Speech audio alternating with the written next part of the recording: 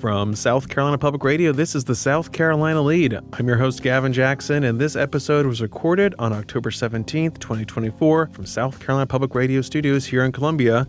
The same place we're going to have our live lead taping on October 30th. Spooky, yes.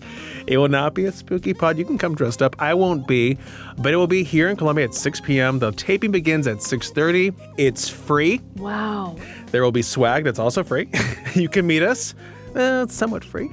It's moderation encouraged. You can ask questions for free, and we'll also have some adult beverages. Wow. Now, this will be our pre-election show featuring friends of the pod, Meg Kennard with the Associated Press and Mayan Schechter with South Carolina Public Radio. So come see us October 30th at 6 p.m.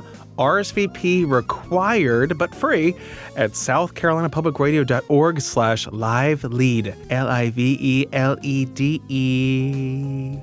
Now, on this episode of The Lead, we look at the week on the campaign trail with insight and analysis from Congressman Jim Clyburn and South Carolina Republican Party Chairman Drew McKissick.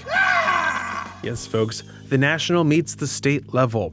We also give you a look at the latest from the South Carolina ports. You better believe your boy was down at the docks. I'm a maritime lawyer. They needed my expertise. Arg, me matey. I need your expertise, and in order for you to do that, you need to call me at 803-563-7169.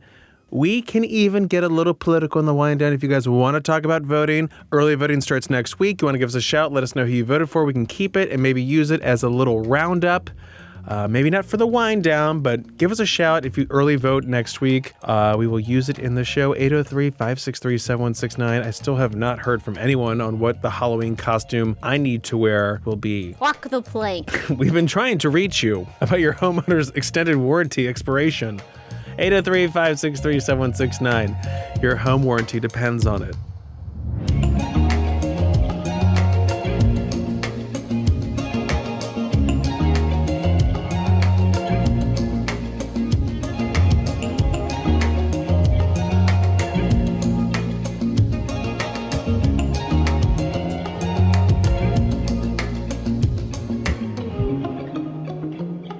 Another week has ticked down as we approach Election Day on November 5th, but you don't have to wait for then to vote. That's right, starting on Monday, October 21st, you can cast your ballot early at any early polling location in your county through November 2nd.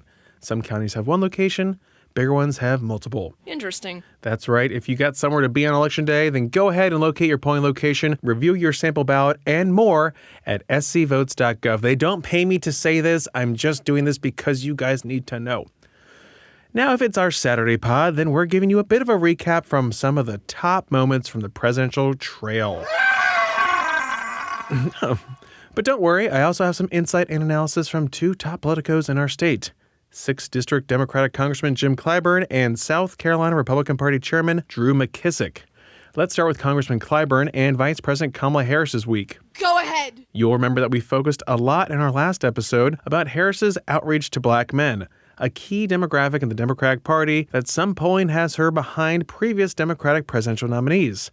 Even former President Barack Obama called out men for essentially being misogynistic and not supporting Harris.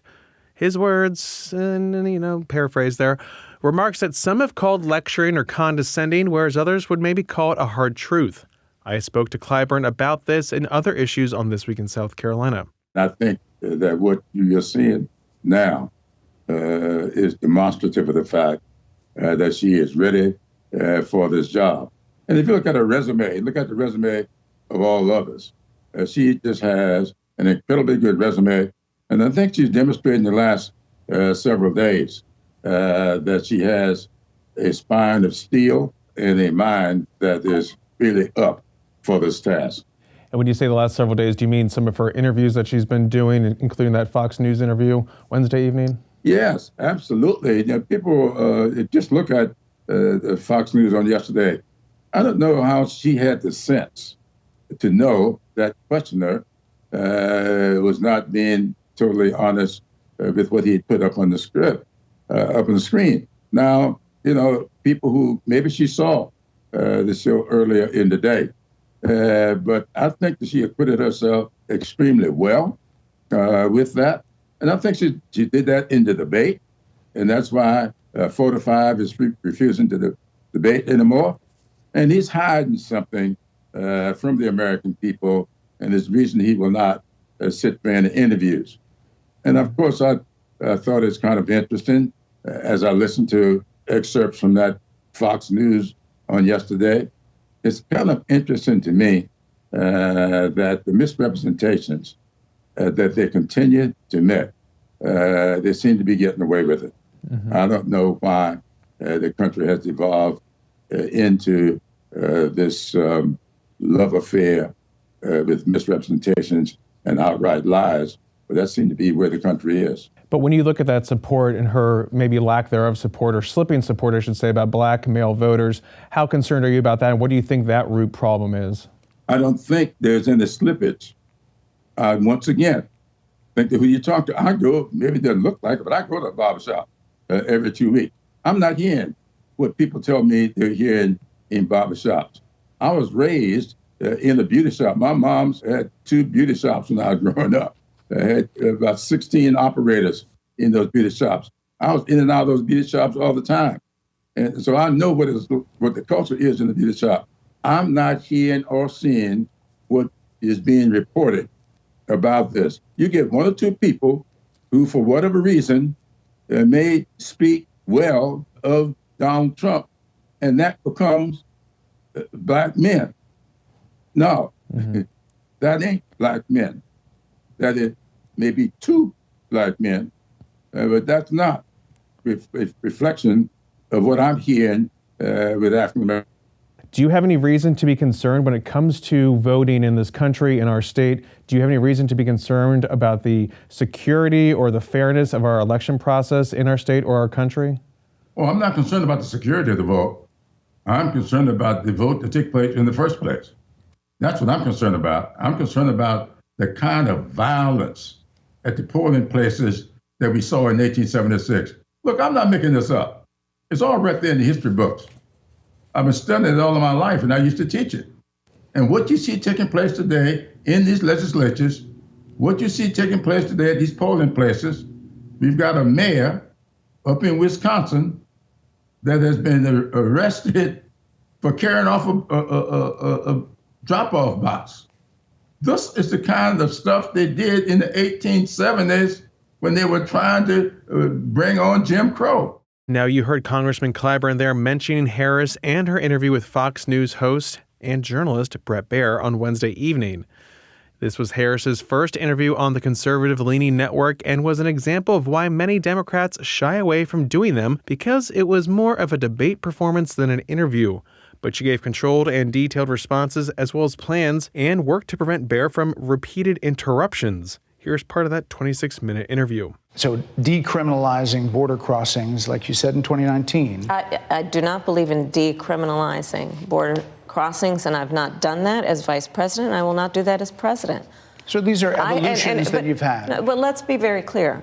I'm the only person who's running for president who has prosecuted transnational criminal organizations, from the Sinaloa cartel to the Guadalajara cartel, to people who have trafficked in guns, drugs, and human beings. I have spent a significant part of my career going after people who present a threat to the safety of the American people and cross our border with the intent of doing us harm and cross our border illegally. And I will do that work as vice president. I take that work quite seriously.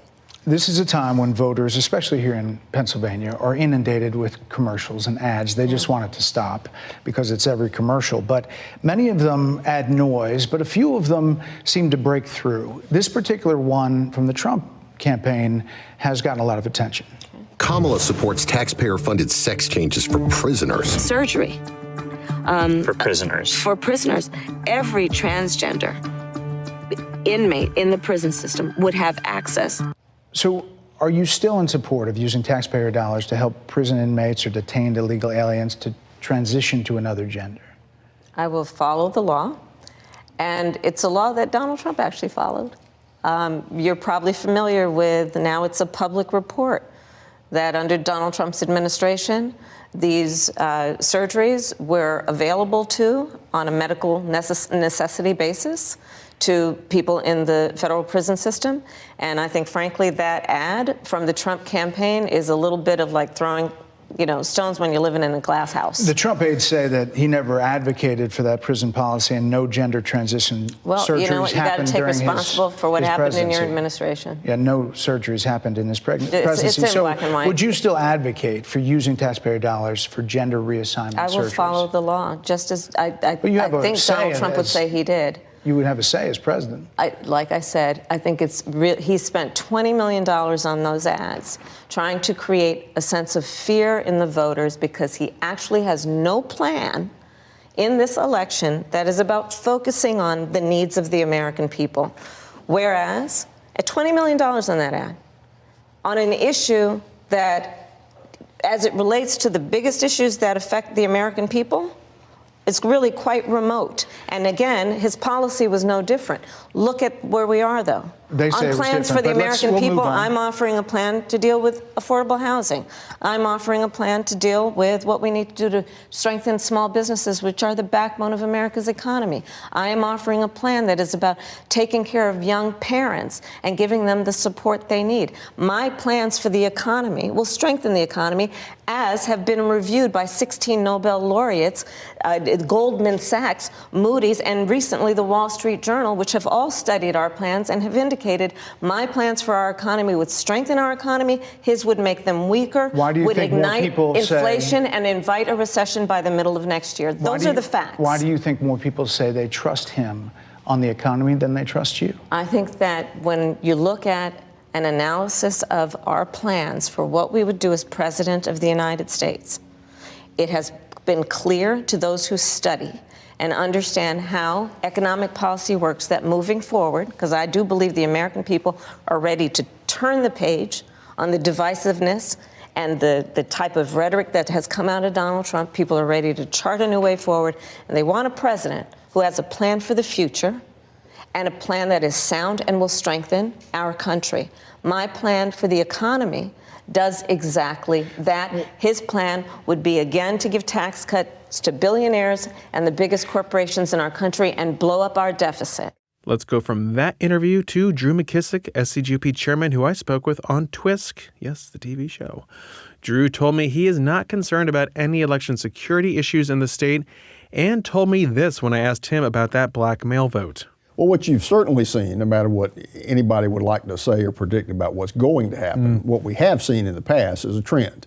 We've seen a trend of more African Americans, more Hispanic Americans voting Republican, particularly black men among African Americans, to be sure. And actually, I believe in 2020, you had Donald Trump receive the highest percentage of African American and Hispanic American and Asian American support of any Republican nominee since Richard Nixon back in '72. So we've seen this trend line over the last several cycles. That's good. I think that's indicative of what we're going to see again in a couple of weeks. And again, I've heard, just anecdotally here in South Carolina, in a lot of the districts that we're focusing on here, of, again, black men in particular not being excited about the Democrat ticket, to the point where I heard that from 3 different campaigns a few days before Barack Obama made his statement last Friday. And I thought, well, now, if they're hearing that, you talking about congressional, state house? State house, state senate seats here around the state. But if they're hearing that to the point where they have to get Barack Obama to go out and make that pitch, and then you have Kamala Harris come out and make a pitch about forgivable loans and legalizing marijuana and other things, which I thought were, overly pandering, and I think a lot of black men think we're overly pandering. Makes me feel a lot better about how things are going. So when you hear these things, specifically here in the state too, do you see the party which you chair doing more to reach out to these demographics? Well, absolutely. I know our candidates are. I can see that in terms of who we communicate with, who we mail, who we call on phones, doors that we knock, and so forth. You've seen the Republican coalition nationally and here in South Carolina expand, particularly since 15 or 16, to include a larger swath of what people would refer to as working class families. And that's, white Americans, black Americans, brown Americans, it doesn't matter. I mean, people who have a job and they're trying to make it go for their family, and they have basically a traditional value sense of how to live and how to raise their family.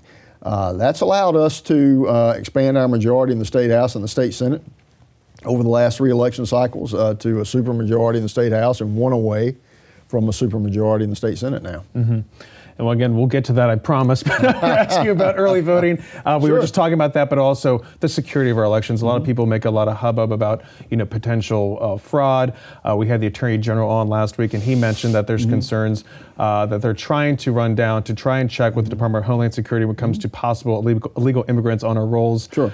We've heard from other election officials saying that they've never seen that happen. There's never been any illegal immigrants voting. Sure. How secure do you see our state elections at this point? How much faith do you have in them? Well, here in South Carolina, we didn't have the problems that other states did back in 2020, famously. And after that election, you saw in 21, we passed a major piece of election reform here in South Carolina, election integrity bill, which, by the way, passed unanimously in our legislature. Very bipartisan bill. Good to see that every now and then. We were very, very proud of that. And, we clawed back on the mail-in absentee system a good bit, but in exchange for that, we opened up an early voting system, 10 days of early voting in person, where you have to show the photo ID, much more secure than mail-in absentee ballots.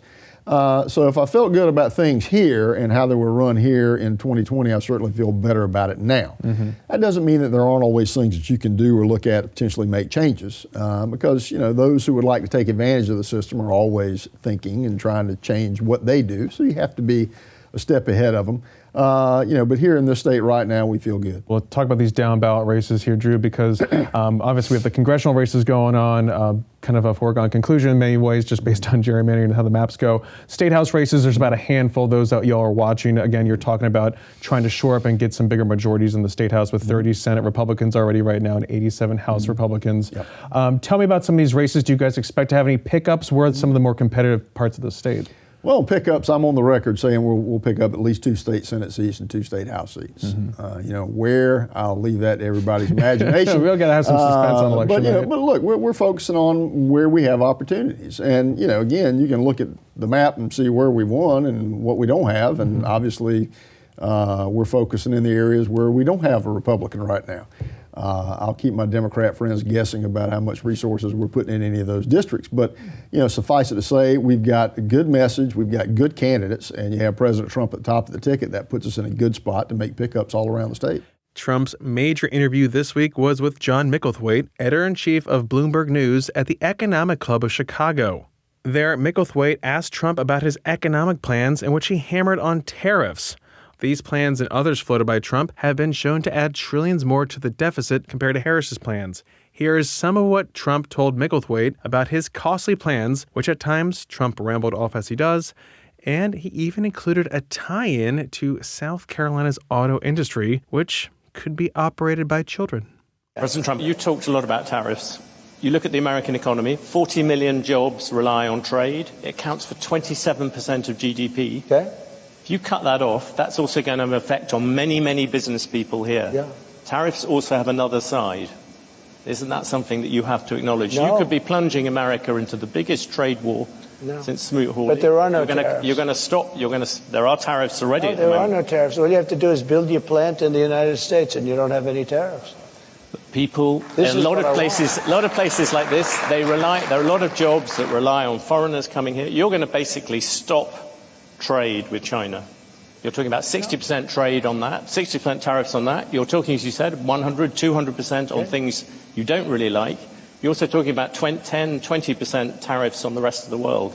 That is going to have a serious effect on the overall economy. And yes, you're going to find some people who will gain from individual tariffs. The overall effect could be massive. I agree it's going to have a massive effect, positive effect. It's going to be a positive, not a negative. Well, let me just tell you. I know how committed you are to this, and it must be hard for you to spend 25 years talking about tariffs as being negative, and then have somebody explain to you that you're totally wrong. It'll have a negative. It will have. I'll go a step further. If you don't do this, This country has no chance. 40 million jobs is a lot of jobs to rely on. They're all coming back. You've lost jobs. Those are 40 million jobs in America that rely on trade. Are you ready? John Deere, great company.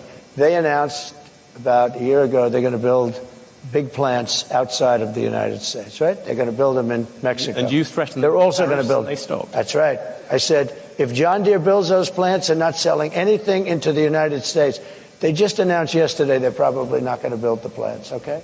I kept the jobs here, and I'll keep John Deere will stay here. And I'll tell John Deere, if you do build outside of the United States, you can if you want. For instance, India is a very tough country. It's not only China. You know, China is the, I would say, probably the toughest. But there are a lot of tough. You know what's very tough? European Union. Our beautiful European countries, wonderful, wonderful.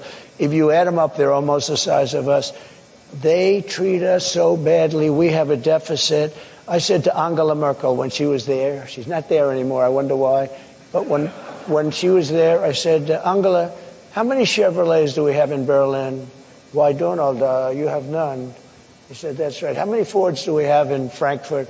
I don't know, none. I said, that's right. You know how many cars we have? Mercedes-Benz, BMW, all of the Volkswagen, millions and millions of cars.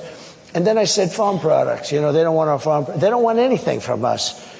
We have deficits that are crazy. And we're not going to have them anymore. We're going to put tariffs on them, and they're going to do, and you know what they can do?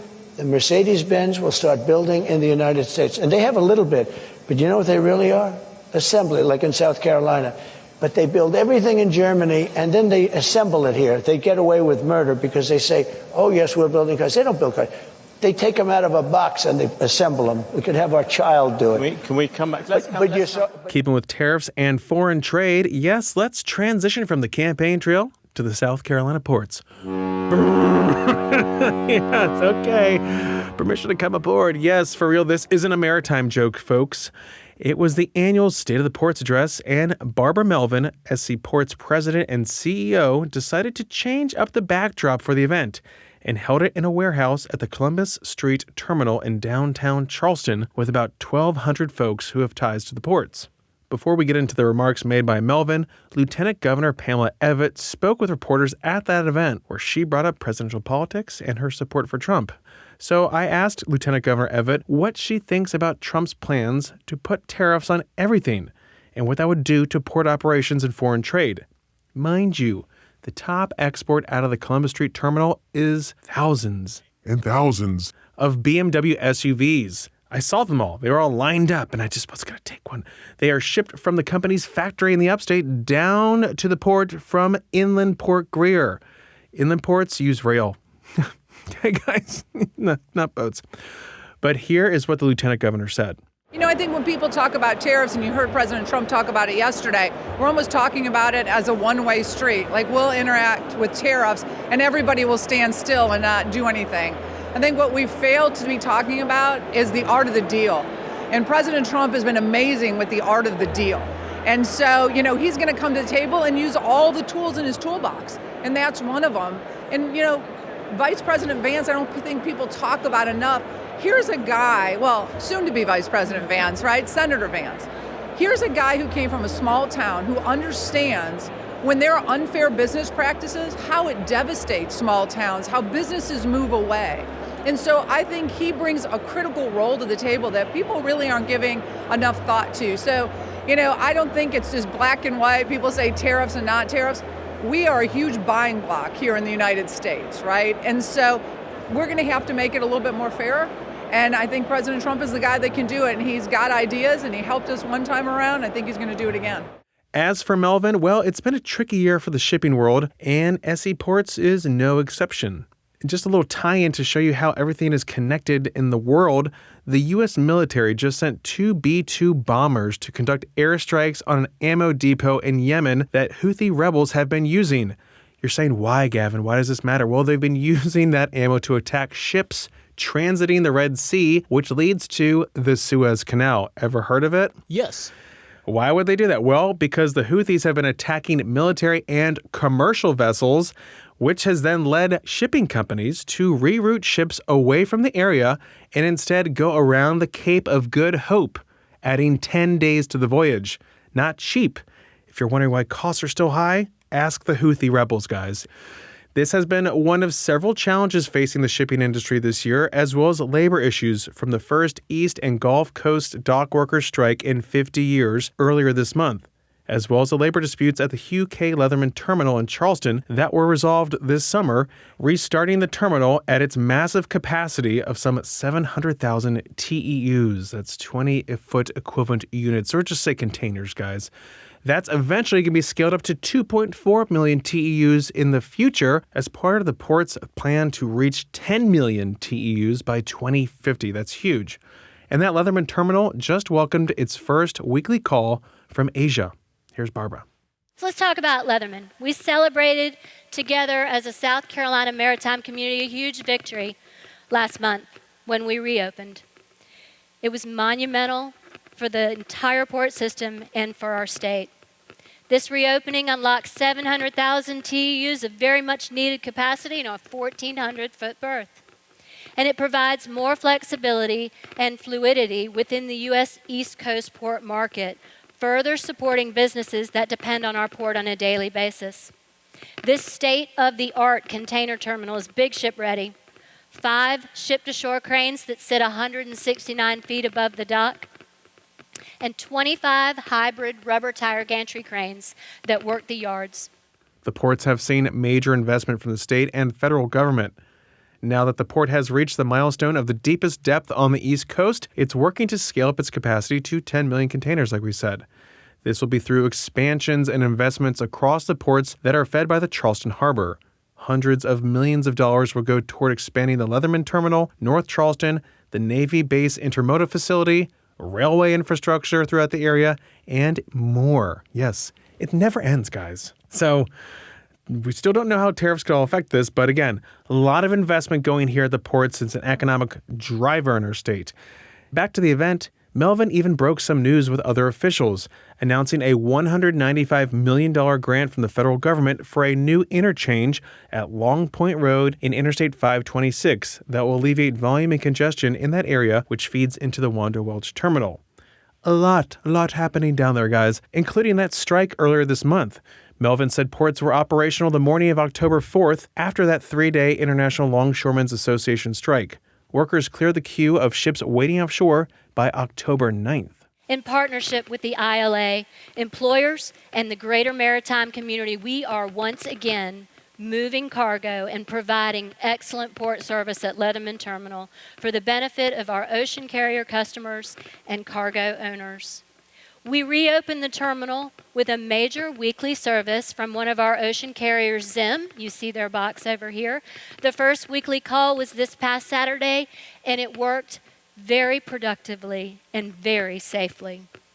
This First in Asia call provides shippers with a critical weekly connection between Asia and the U.S. Southeast consumer market. This weekly service is the first of many to come, and we celebrate seeing cargo moving through that terminal again. The reopening of the Leatherman Terminal makes our entire port system more competitive in the Southeast, and we are nowhere near done. Today, I'm excited to announce that during our board meeting, we discussed a project to construct another 1,600 feet of berth for the Leatherman Terminal wharf, which would give us a total of 3,000 feet of berth, 2 ships at a time, and we are opening those bids for that project on November 12th. So we hope to award this early part of next year, and that wharf construction will then be underway. A growing population and industry base makes South Carolina a great place for cargo owners to invest and ocean carriers to bring new services. Hint, hint. We are poised to grow our market share as more cargo flows through the Port of Charleston.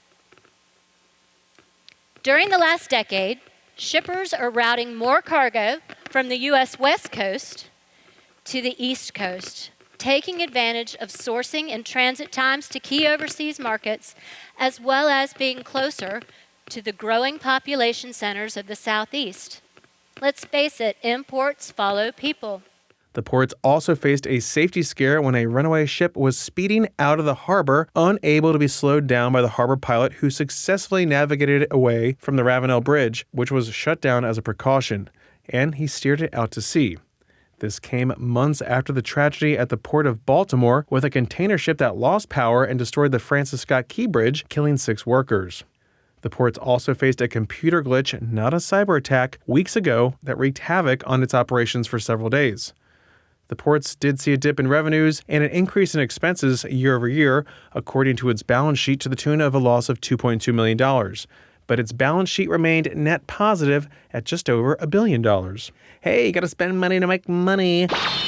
The port remains vibrant and a major economic driver in the state to the tune of $89 billion economic impact annually, and it supports 1 in 9 jobs in the state. This, according to Dr. Joey Von Nessen at USC. Shout out. I know you guys are wound up, but we did a lot in this pod, so we're not going to have a wind down. Have a good weekend. We will see you next week. AT's fine. He's here. Yeah, he's fine. He'll be back next week. But thanks all for listening to the pod. You can give us a shout at 803-563-7169, leave us a review on Apple Podcasts, and stay up to date with the latest news on SCETV.org and SouthCarolinaPublicRadio.org, and don't forget to support your local newspapers. The South Carolina Lede is a production of South Carolina Public Radio. Our producer is A.T. Shire. Amy Crouch is our supervising producer. Sean Birch is our executive producer. This podcast is produced with support from PRX and is made possible in part by a grant from the John S. and James L. Knight Foundation, as well as listener contributions to the ETV Endowment of South Carolina. For the South Carolina Lede, I'm Gavin Jackson. Be well, South Carolina. Perfect. Oh, yeah. Basically perfect. Perfect. I think I'm really gonna like this. Whoa. I'm pretty sure I'm gonna like this a lot.